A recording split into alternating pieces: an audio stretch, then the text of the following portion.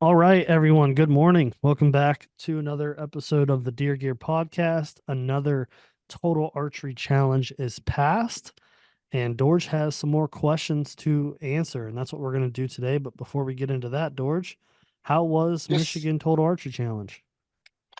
It was wet, it was cold, but not as bad as last year Kentucky. Last year Kentucky, I can actually see my breath.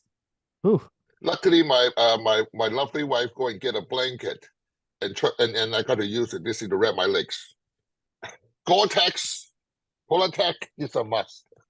yeah. Was If not, mhm. how was the turnout? How was the turnout? I think it's pretty heavy. It's pretty high. A lot of people are having fun, which is one of the most important thing, I think. So compared to PA, what is the attendance like? Bigger, smaller, the same? I really can't tell from my point of view because I'm in the booth all day.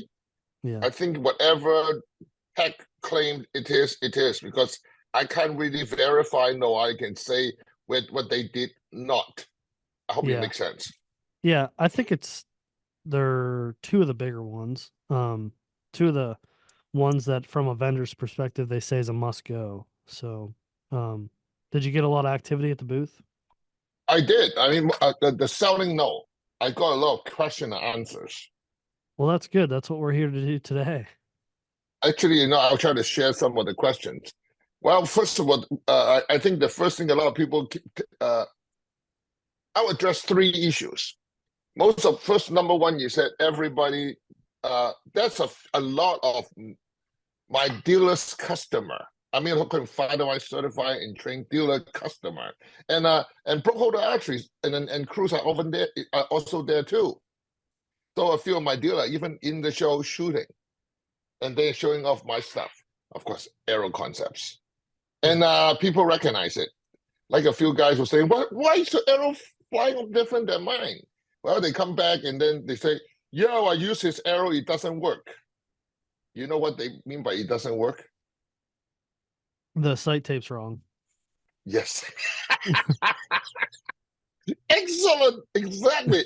The side date don't work. For the guy who do the 125 yard shot, he said that at home he was practicing for over 100 and none of the side tape worked. Yeah. We did have a kid, Mason Springer. I've talked to you about him before. Uh-huh. He's a young man that was at the show, and he got I think he shot 5 arrows for the truck and he got one in with the NIS arrow concept build. So Uh-huh. um Well, that's he pretty must good. he must have created a custom sight tape to get that 111 yarder. Yes. Yep. Because you need to understand the drop curve of the final arrow concept arrows is so dramatic. This is what I told people to do. Go ahead and shoot your arrow with a blank tape and mark your 20, 30, 40, and then 60, 70. And then if you want to do 90, 100, 120. Why do you want to do that? After you get the tape, peel it off and then try to match different section of the tape to make it work. Yeah, you have to make like a zombie tape. Yeah, you need about, for any guy who do 120 and more, you need three tapes. Yeah. I have found the like 0 to 40 is pretty accurate to most. I can get 0 to Correct. 40. After Mm-hmm. 40, things start to get a little hairy. And there's like a point where it's like 50 and 60. They're pretty Mm-hmm. like the gap shrinks and then it'll Yes. extend again. Like it'll be 50 and 60 are pretty tight. And then Mm-hmm. like 80, 90, 100, they'll start to fall off again. Right, but in other words, technically, for the first section, if you shoot 300 feet per second, all of a sudden your arrow speed of between a section of the tape, you add about 15 to 30 feet per second, which is ridiculous in some way. But Mhm. that then you add another game. You know, one of these days, if they get me really bad, I may just write a piece of software on your iPhone to print it on a brother printer, so you can print your own type. Yeah. There's also a company Precision Cut Archery. Um, Mm-hmm.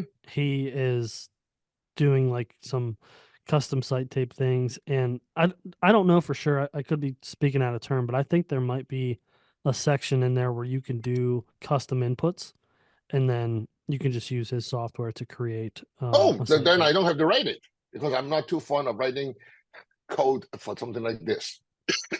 Yeah, But I it think should he be pretty does. easy. Yeah, I mean, to be frank with you, with the iPhone, with the iOS app, especially on an SDK, is pretty a lot easier than before. All sure. of them have so much better APIs than you ever imagined. I remember the days when I was writing code for what's it, Word Star 2000. Gosh, that would be the 1980s. Yeah, because that So, moment I remember. um, just going back to the sight tape thing. So someone comes up to you and they're like, Dorge, this arrow just it doesn't work. The sight tape doesn't work. What's your explanation to them? What do you tell them? I showed them my catalog page 4 on 2024 and 23 because I say the drop curve is different. The arc of the drop is different. The arrow pointing is different. But then some of the guy come in and say, I did the side tape, then I update the titanium kit, and the bow go further difference. But it didn't go dramatically different. Then the guy with the string bump come in because some of them bought the string bump first and then want to do a titanium kit. I actually had to ship quite a few string bump out. Oh, by the way, one PSC customer come to me and say, Dodge, I really like your method, but I think I got a better idea. When he showed me the idea, I absolutely agree. It was the much better idea than what I did because he maintained the original PSC block and there's no modification needed. What I did before is that on the PSC, on the carbon bow, you got an aluminum block, you got a screw holding the block down, then you got a hole that you hold the string bump, then you got the lower hole, you put your stabilizers. Hmm. My usual thing is that I would take the whole block out and then screw the arrow bump into the original screw hole, which I lost the lower stabilizer hole. Yeah. And the guy say, why not just screw into the upper hole and replace that screw altogether? It was such a good idea. I said, absolutely. Yeah, well, Well, that's good. You see I, that, I'm guys? Dorge is still learning. yes. The fact is that when somebody give me a good idea, the first thing you do, don't dismiss it. Listen to what the guy had to say first.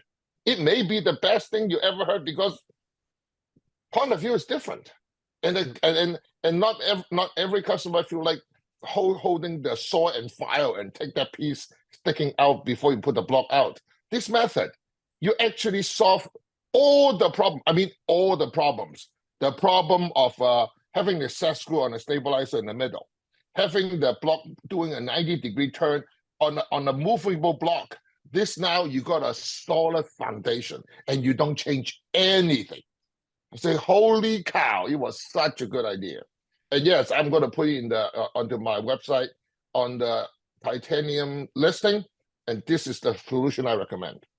All right, cool. So let me build off of that question a little bit. What about the guy that's like, I'm shooting these arrows and the sight tape does line up. What might be the explanation that they're The not speed, seeing the that speed, difference? the speed was too low that you don't see anything, or simply your arrow is too heavy. Oh, by the way, when your arrow get too heavy, none of that have effect because the microflex is gone. Because it's just too Oh, heavy to this is fight. exactly what I explained to people.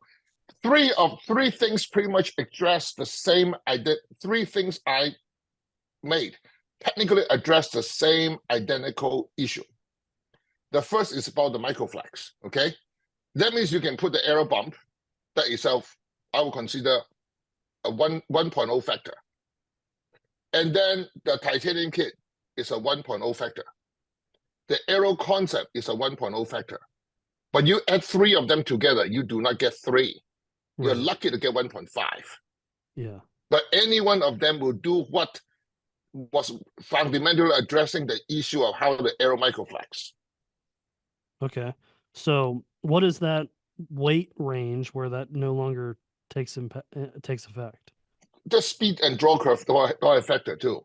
If you do a short draw, like when a customer come to me, he's just shooting the original shooting 204. He showed me the rip, and then I say you should have no problem with it. You are shooting only 55 pounds, but then it's a 400 rip. But then he say the next word. he put 150 grain point with a stainless steel victory insert. What do you think is going to happen to the arrow? Yeah. Right, and then the arrow just dropped like a rock no matter what you do. I mean, with such low rate, and a few customers come to me, he say, I got a 53-pound bow, but he was using a 60-pound limb. That would be really bad. What you really want to do is using a 50-pound limb and maxed out, not a 60-pound limb and drop to 53. Right. Because now you're dropping a huge amount. The whole bow is not tight. Right. So I told customers, if you really want a simple, straightforward, best bang for the buck, the arrow bump is. But the best feel is the titanium. But at the end of the day, the arrow we've caught, the arrow concept arrow is the key. So for the guy that's not getting that trajectory improvement, or however we want to call it, there's still benefit to shooting an arrow concept arrow. Arrow concept arrow pretty much allow you to shoot an animal closer range. Because, I mean, a lot of people actually see the flight and they all say, how come your arrow flight different? Oh, with the arrow things. This is a good deal. Remember, you may not know, that day was windy like crazy. The wind was blowing sideways, forward, you name it. Well, my arrow concepts, all my veined arrow fly better than anything else. Yeah. A customer come by, say, look, I got your arrow vein on my back with my arrows. They say, yeah, all the guys saw my arrow fly. Why don't they just go sideways?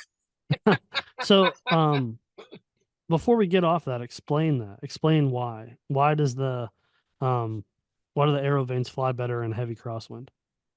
Well, I did about 4 lectures, which I call them lectures because I had to explain for a long time. Number one, just like when we have an episode of arrow vein, I think a lot of people miss the point.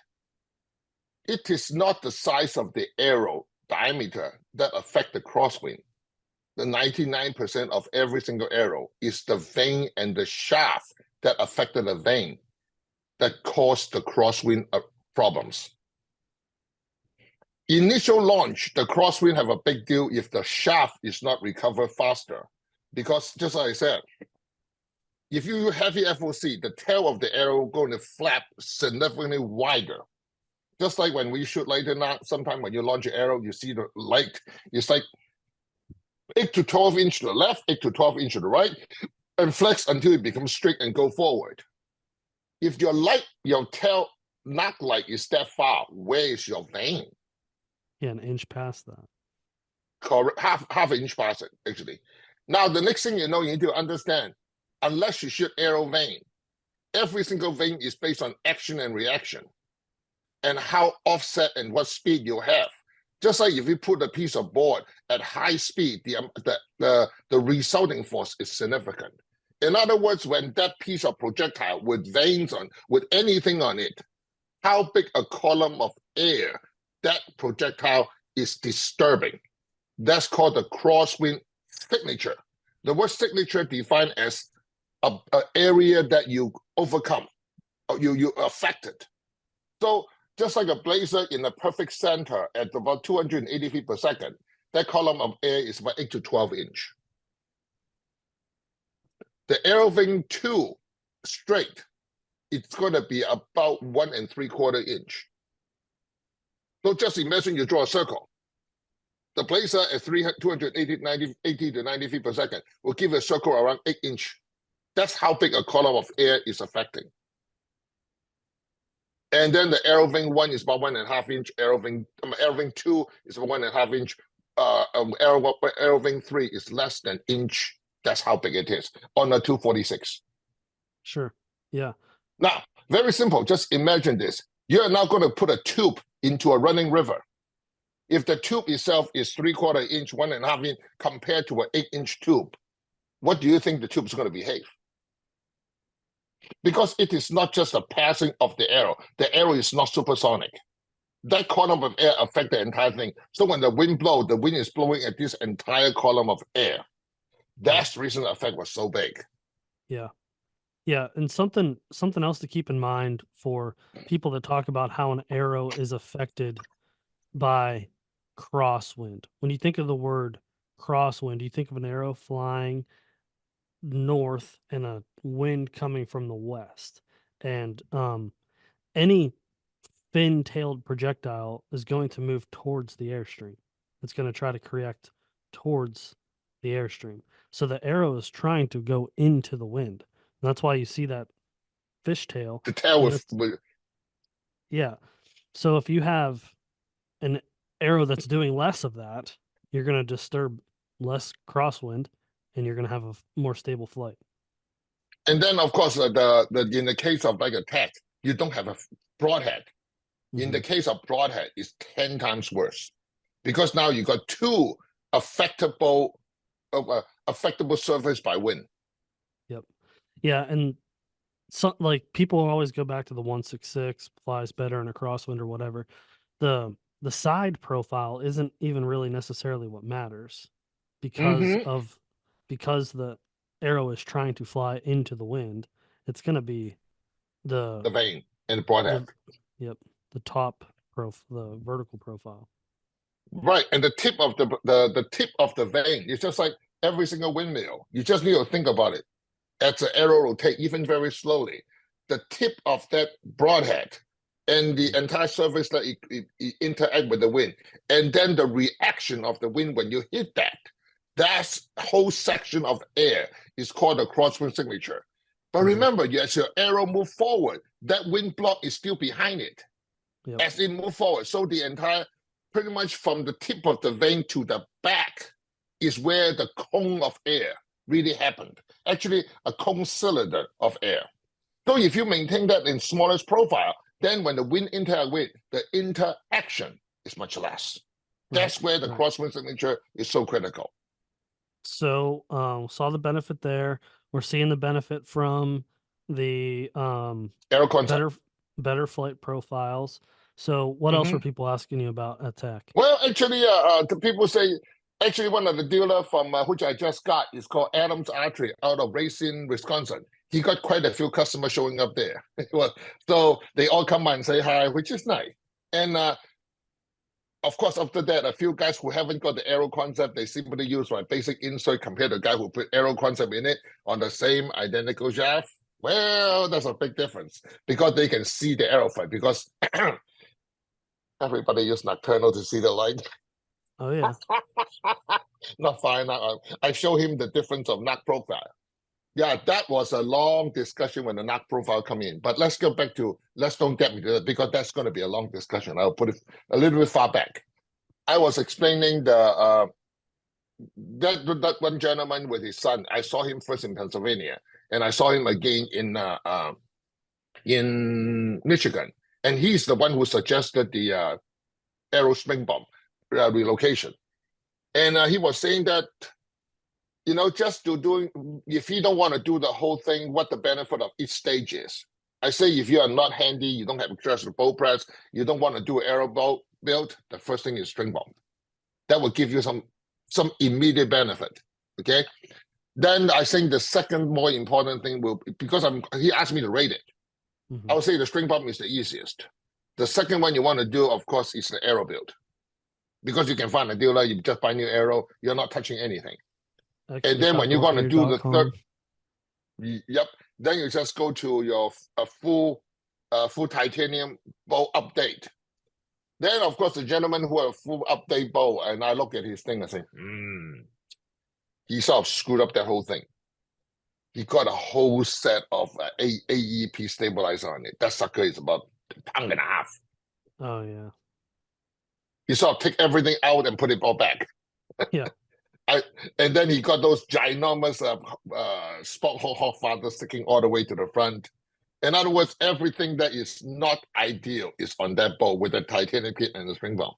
Now, when you do that, it's like you just put some fantastic aluminum magnesium rim on your car and you put high performance tire, but then you say the car is driving too fast and you go ahead and put 400 pounds of sand in the trunk and underneath the passenger seat. That's pretty much how I feel. Yeah. Well, imagine that bow without the titanium and the accessories. It's You're not going to be. It's not going to make any difference because you're 15 pounds the heavier. stabilizer. Yeah, some people like that super heavyweight, but you need to understand when you're 6'2", about 260 pounds, you got the muscle to pretty much handle anything. But then is the bow really doing what it's supposed to do? I talk him out of shooting an 80-pound bow and drop it down to a 70. Yes. And he's That's buying both sets of limb bolts because I told him if you shoot 70 pounds, you need a solid, 80 pounds, you need a solid limb bolt. At 70 pounds, you can get away with a hollow and you'll be holding a lot less. But say, I can easily pull 80. I say, yes, I know. But why? yeah. For what? Because, and not to mention, he's tall. I mean, he's tall. He's actually 6'2", 6'3", and he's big. But just because you have the muscle, do not mean that when temperature hits and as age come in, the control is not going to be there. You're talking to a guy who shoot 80-pound bow from 1988 all the way to 2012. Hmm. Not 2002. I didn't That's know where I bought my first razor tech, and I learned something. that. So it And took you remember, to I did not know 2002. anything about archery until I retired in 2006. It's just like I. Did anyone at TAC ask you or have any input on the let off percentage of their bow? Oh, that was another issue. They come in, they come in. Usually, most of them will come in and say, "Hey, Dorge, I want to see your spawn tester." And usually, they bring the victory arrow and say, put it on and measure it. It was not on the line. It's not on the line. Like I thought you were lying. Well, isn't victory testing for the stiff side when they're marking that? No, the is on the soft side. First dynamic, they on the first dynamic man too. But if they do test it, let me say, if they do test it, it is test based on a 32-inch arrow. Right. Yeah. And if you shoot anything not inside of a 32-inch arrow, being a spiral spined carbon arrow, the spine will move for sure. I mean, an average arrow, you're thinking about 5 to 7 degrees per inch cut. Depends on the helix. How helix is the spine? For some reason, I thought I watched a video that they talked about their spine alignment and they were testing for the stiff side. First of all, there's no stiff side. How can you test for stiff side on a carbon arrow? The carbon arrow do not have a stiff side. I mean, I don't let know. me take it back. The perceived stiff side, for example, like the first dynamic band is on 12 o'clock. Okay? Say the second dynamic band is on, say, 5 o'clock. What is the actual stiff side if that is not a third dynamic band? You imagine this. You draw a line between the 12 o'clock and 5 o'clock. That's your, it's supposed to be arc, but I'm just for Yeah. simplicity, I'm drawing a straight line. Then you need to, for the center of that straight line, you now need to pass the center of the circle to the edge. That's your perceived stiff side. Yeah. But it's not. That is the truth. I mean, for the arrow, only a first and second dynamic band on the visible. Then the triangulation of that on a perpendicular of the center line is the stiff side. Yeah. So the stiff side will be somewhere around the 8 o'clock of the arrow. Now remember, I say the softest first dynamic is 12. Then you go to 5. Now the stiffest is at 8. Yeah. There's no correlation. Yes, there's correlations because the first and second stiff side. So when these two flexes, the whatever is not flex, the protrusion of the flex is the stiff side. Right. Right. But it's not like if the weak side is 12 and the stiff side's 6.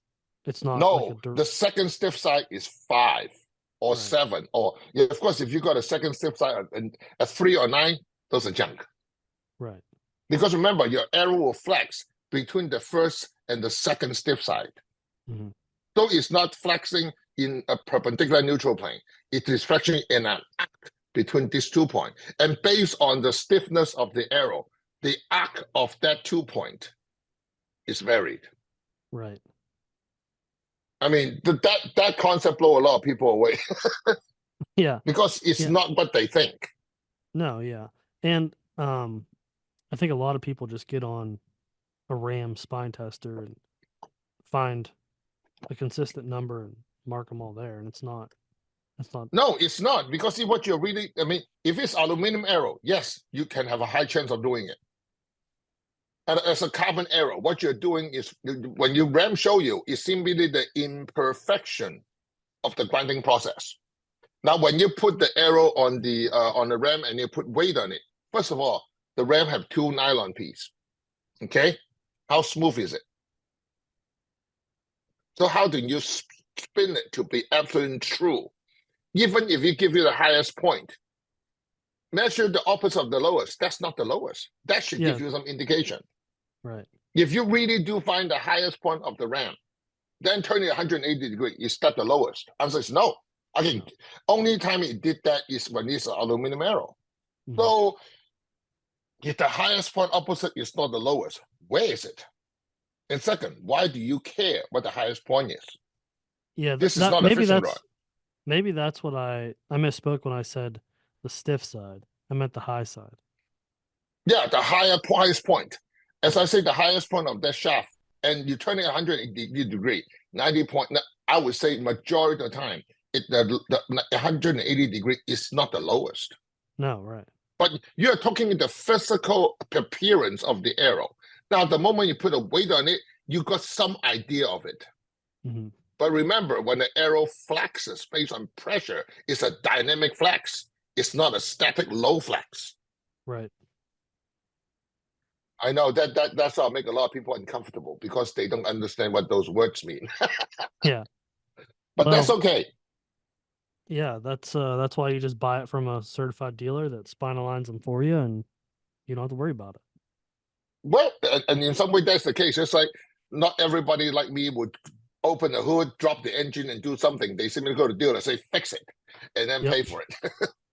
Yeah.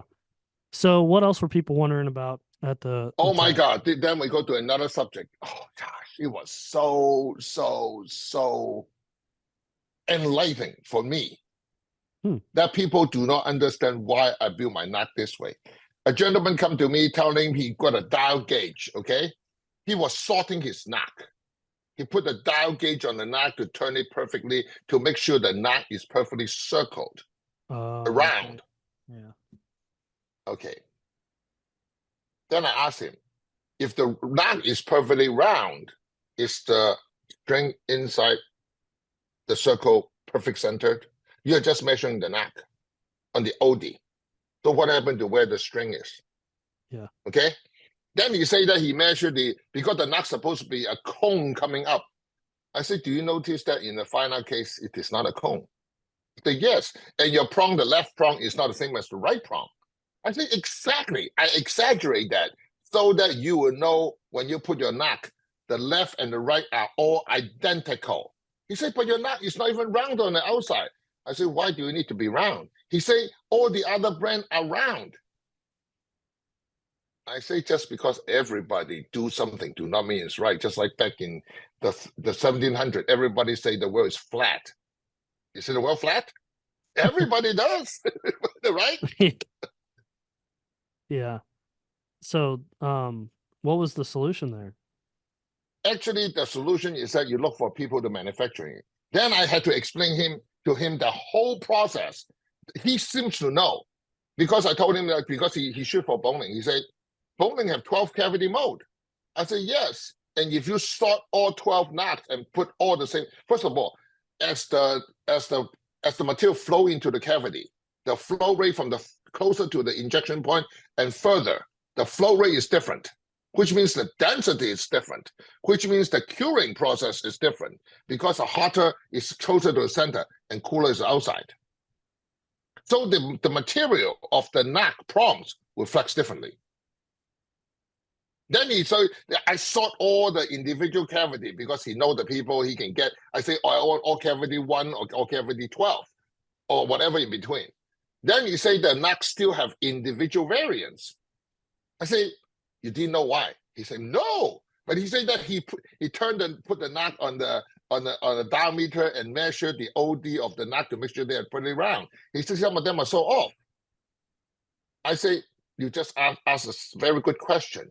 If the nut is coming from the same cavity, why would they be different? Yeah, wouldn't be. Because of regrind. Ah, yeah. Think about it. When you make a nut that's 12 cavity, you got a tree with 12 nuts, right? You take the nuts away. What happened to the tree stock? Most company would grind it and throw it back. So when the material go in with the other nut, which part of the new nut that you make have part of the old material? You don't know. If the old material is with the new material, they expand and contract differently because they've been heated once. The entire curing process of that nut, if some of the materials on the prong or whatever, that prong will no longer be with the same effect.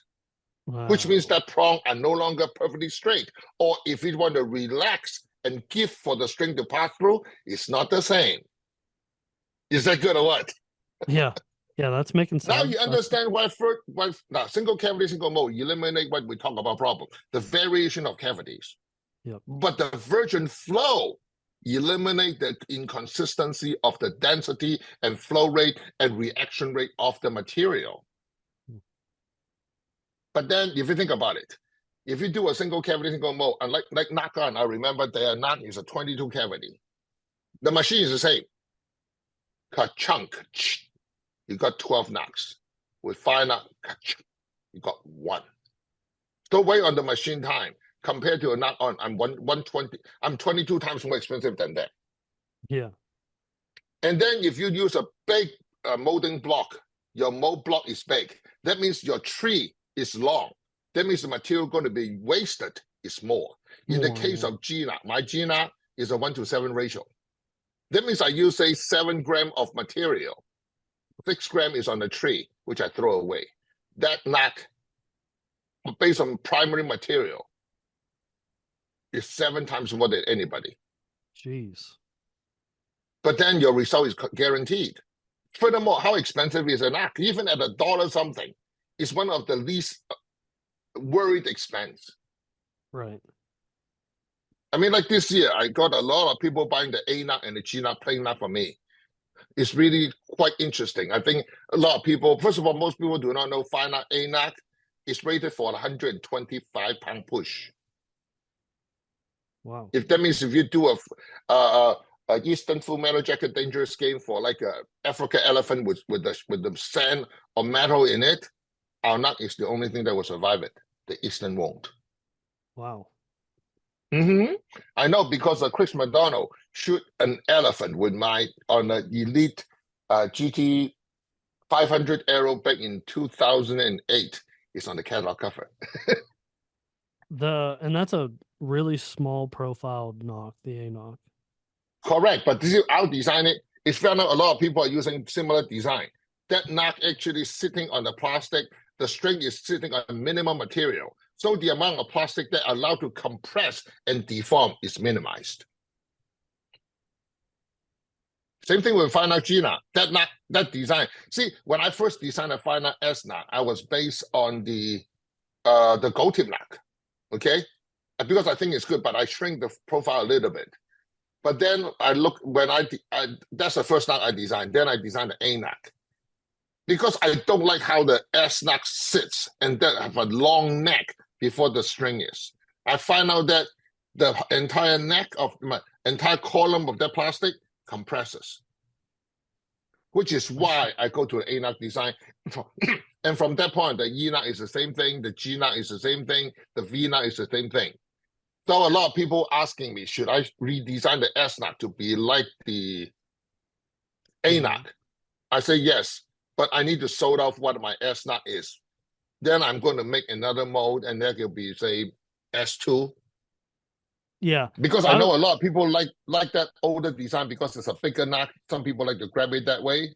I mean, me and Jason Wilkins out of Black Eagle, we was talking about his new S knot design. I said, hey, look at that. It's just like my A knot, but with a feather on the outside. I mean, it's a more durable knot, that design. But because the material is not the same, it's semi-opaque, Okay, so the translucency and structural integrity of nut is not that critical, which is smart. Yeah. But see, for me, I started as a light nut company. I need that light to be perfect. So my plastic is significantly different. I can't afford that fat area. Yeah, I just looked those nocks up. I didn't know they made those. Mm-hmm. Yeah, Chad and I were talking about that not too long ago. And I think we even talked about it in the knock conversation we just had not too long ago about if you were ever going to remake that into, because I love the A knock. It's such a better knock than anything that I've tried. Because the knock is a minimalist design, but with the optimum capability, as long as your serving is correct, that knock is unbeatable, which is the reason, all my target system, I do use the A knock on the arrow bushing. Yeah. So, that leads us into lighted nocks. Yes, I did sell quite a few. And you should see how many people when I show them the spiel. This is actually a U.S. British Joint Force Marine product. It's visible with 2 miles in total darkness. It's good for 30,000 shots. Pretty much shook everything. So what the hell? What are you smoking?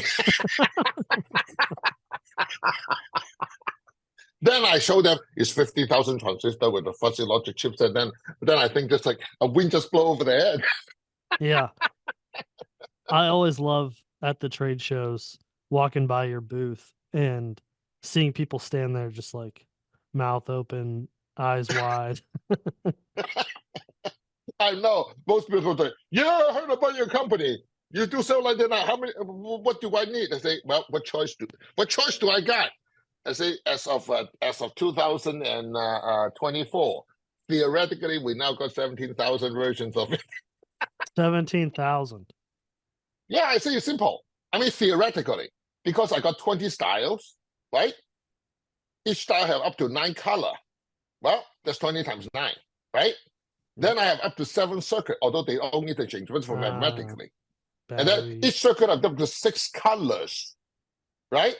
And then the functionality of a circuit have up to 4, which is your blinking, solid, target, and weight. And then you go into battery. We got 4 of them. So you calculate 4 times 7 times 6 times 20 times 9. It's your number. I know it's not actually that, but close. Right. But then even we cut the same damn thing in half, it's still over 8,000. Yeah, there's a lot of variations.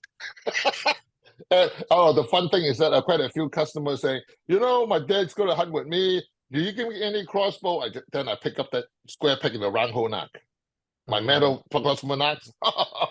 Used to see their eyes like, square peg in the round hole? I think, exactly. Yeah. So let's address this question, because it's a question we field as a distributor for your nocks. Why are the Firenock lighted nocks so expensive? I love them, but they're just so expensive. Well, let me put it this way. It is not a one-time use knock. Okay? The technology on it is significant. Right now, to be frank with you, if the US government is buying this circuitry back in the time when before we need to roll the development cost in it, you'll be lucky to get it for $100 a piece less, if not more. For one knock. Because, yes, for one operational application. But right now, all the design is gone. It's done. So just like when you say just like people who make pharmaceuticals, why is a stupid dose of some medicine so expensive? Well, because R&D come into play. But in the case of Firenock, that is not really that, because the choice to choose a material, first of all, the original operation, they have to be operate under all conditions. If you see any single computer-based lighting up besides mine, they will all stop working at about 18 degrees Fahrenheit. I mean, if you really go hunting, 18 degrees is not really a very high number. No, not really. I mean, depending on where you're at in the country.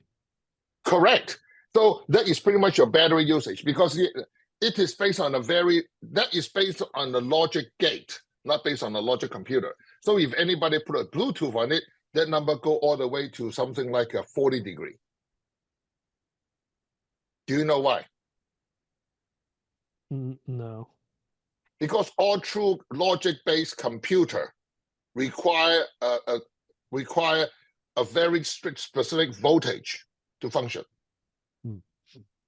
Just like your Bluetooth, if you leave it on the back on the package and you put it in your ear, they do not work. Your body need to warm the entire Bluetooth up with the battery before it function. It's the same thing like now you outside is 5 degrees. You put your cell phone you put your iPhone into your backpack. When you want to grab your iPhone, it doesn't work. You need to put it in your inside pocket to warm the phone up to about 14 to 18 degrees before it will function. But the case of Bluetooth, because it's smaller, the battery is smaller, there is not enough voltage to sustain logic because Bluetooth is a true computer and you need the logic to work. So it's not just warming the logic, you need to warm the battery because the battery, when you go off of any temperature, the computer no longer function. Sure. Now, in case of the Firenock computer, it will, because it's a fuzzy logic chipset, it's designed to go into gray logic. That's the reason your function, if you can supply power, you'll function from 55 below all the way to 180 degrees Fahrenheit. Phew. Just think about that range. Yeah, People say, insane. why 180? Because I ask people one question. If you go to Africa, when the sun is shining on your arrow shaft, what's the temperature inside your arrow shaft if the outside temperature is 80 degrees? Very simple. Just think about it. You put your arrow on your dash and you close the door and go out on the summertime. What do you think is inside the arrow shaft?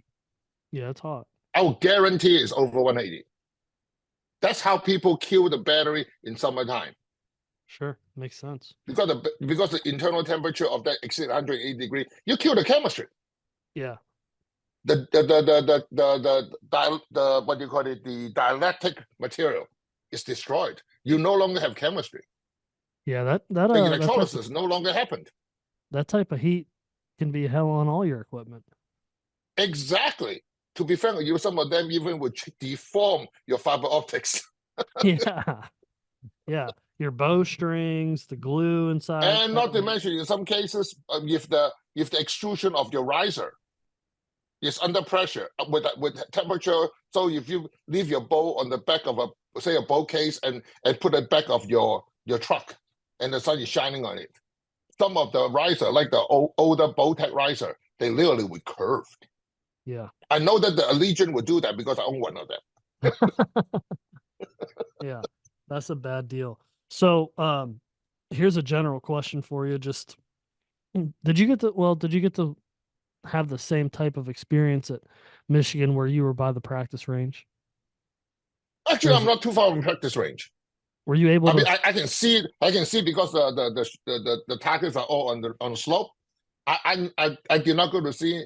My nephew went there and looked and so on. You should see the bucket of arrows right in front of the registry. It was ginormous. Those are always fun to walk by and look at all the carnage. Yeah, but you know what? If we come out to have fun, I mean, think about it. It's like $400 for the shoot. If you do, but $300 for the shoot if you do 3 days. It's not cheap. If it's that much. I want to say I know the like Pennsylvania is like $75 a day. I think it's more than that. I don't think I registered for PA. I just didn't go. I want to say it was like $150 to do Friday and 2 Saturday. shoots. Yes. Yeah. I remember Jeremy was looking at it and saying, whoa, this is not cheap. Well, it is what it is. We can't say much to that. Yeah, those facilities are not cheap to have an event there. Like to rent a whole ski resort. Right. And then of course I met a few very educated gentlemen, which is really nice. And then I actually like one gentleman just like that, a snap. He was saying, yeah, the arrow do not have memory, you do not need to respine it, and so on. He said, if you spine it, the fishing rod, everything is good. He said, what makes arrow different? I said, a fishing rod, a hockey stick, a pool cue, and say your golf shafts, they all have one thing in common. They're tapered. The moment you spine it, they won't move. They may increase the spine deflection, but they won't move. A carbon arrow is a perfect parallel shaft. Yep. They will move. The moment I say that, I know the guy is a well-educated engineer. He sit back. He just smiles, say, fine. I think walk away. It's not that he just never thought of it that way. I don't think he's just thinking how simple it is and he haven't thought of it. Yeah. So you've been to archery shoots and events and stuff all over the country. Would you say geographically the trends follow, or are there certain parts of the country that are like speed kills, mass kills, momentum matters, kinetic energy matters? Is it spread out? It's not an area. It's simply, I think it's a group of people. So it's not like a geographical thing. No, I think it's simply a group of people. Where your friend finds something on the internet, or a friend tell a dealer, the dealer part it. The dealer thing is good thing, and then all the people around the dealership do that. Sure. Because people are demanding it. Yeah. And it's right or wrong. Remember, at the end of the day, unlike me, I won't sell you something don't work. Most dealer, if you want to buy it, I'll sell it to you. Yeah.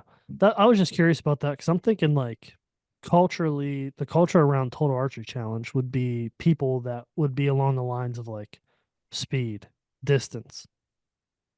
And then people that would be like hunting pigs, Troy Fowler might be along the heavy arrow high FOC trend. I just didn't know if you ever saw like people in Texas just haven't got there yet with the speed, or people in Ohio just haven't accepted that yet. I will tell you, the people in Texas will never go into speed. One thing is that the places they hunt is usually flat. And second, the quarry they have, if you use speed arrow, you'll break every single one of them. Yeah, because they're hunting big game down there. No, but not just that, because the environment. When you shoot low angle, your arrow going to break so much easier than a sharp angle on a true tree stand. First of all, if you drove through Texas, how many tall straight tree have you seen? That's a good point. It's not there. It's not like Michigan. You want to find a tall straight tree, every one of them is. Yeah. I will find a field. But then, not like Missouri, every single bottom is all boulders. The arrow touch the ground, they're gone. If you don't have durable arrow, you can't do anything. Yeah. Yep. Like mine country or coal mining country in Pennsylvania, and it's all different. I was just curious to see if the archery trends followed or if everyone's kind of on the same page. In the old days, back when I first learned in 1980s and 90s, you do have a trend because information is not disseminated that far, and even your magazine mentioned it.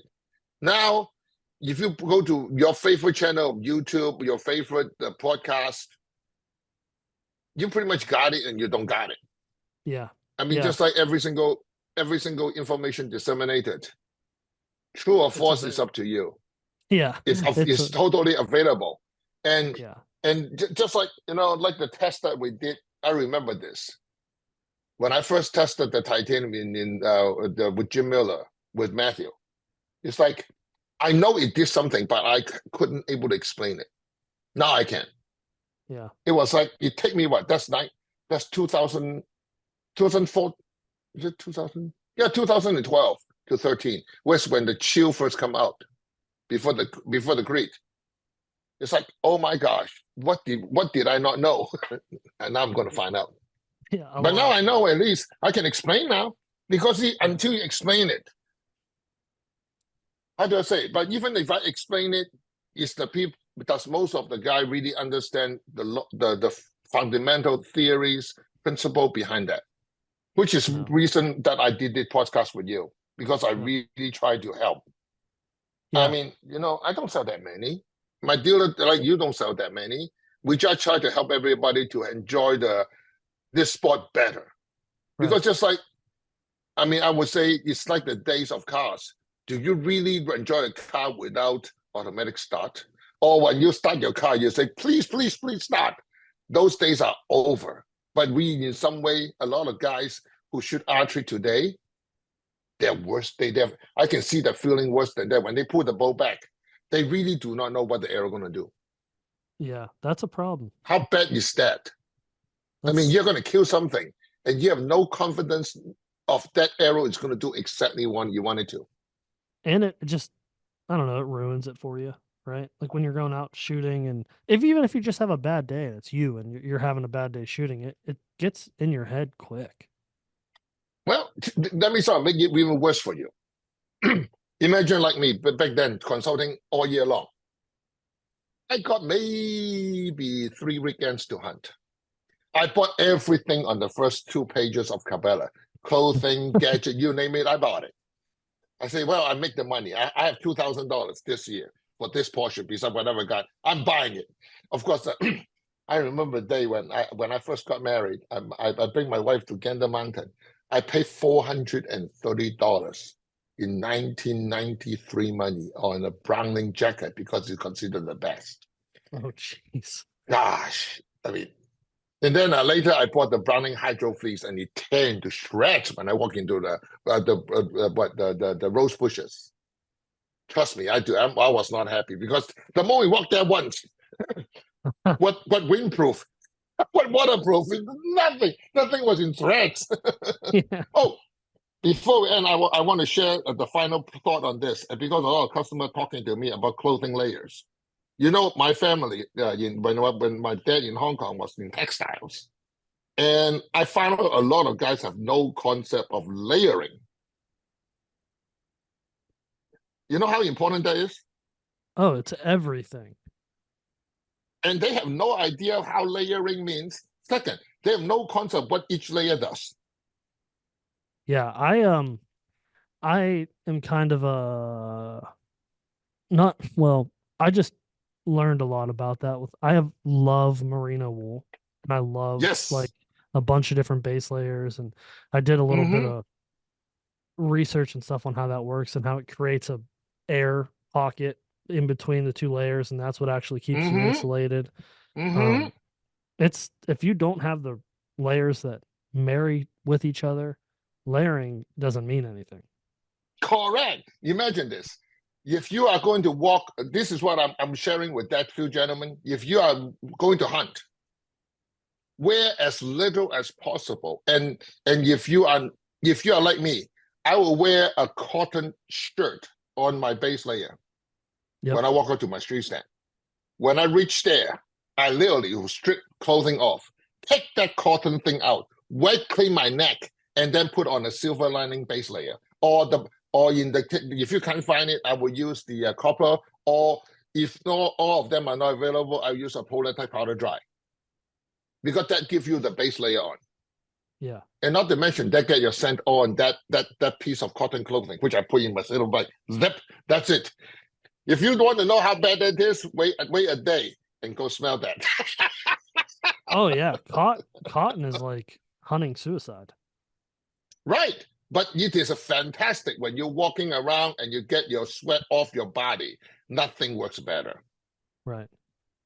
I mean, let me take it back. Now, you know what I use? I use the synthetic fiber. They absorb moisture real fast, and they do not promote growth of bacteria. Yeah. But I really like the silver stuff. I remember the time when we had silver stuff, my good buddies in the military told me, you know, our boys in Afghanistan, they all have their feet rotting, literally rotting. And guess what the US military did? It bought everybody silver socks. And then all of a sudden, all bacteria died. Now you got plum feet, which is not bad. It's not Yeah. better. It's a whole lot better than rotting feet. That's the reason I was surprised when I talk about silver layer and also the copper layer material. Most people don't even know it. Yeah, you brought that up in another podcast episode. It's been a while, but I remember when you said that, I did some looking into it because I hadn't heard of it. Yeah, because it was a really, really old stuff. In other words, they on the weaving of the clothing, they put in super fine silver filament into the clothing. What really does is that the silver with the moisture will give out a perfect ion that will attack bacteria and virus and touch and kill them on contact. Oh.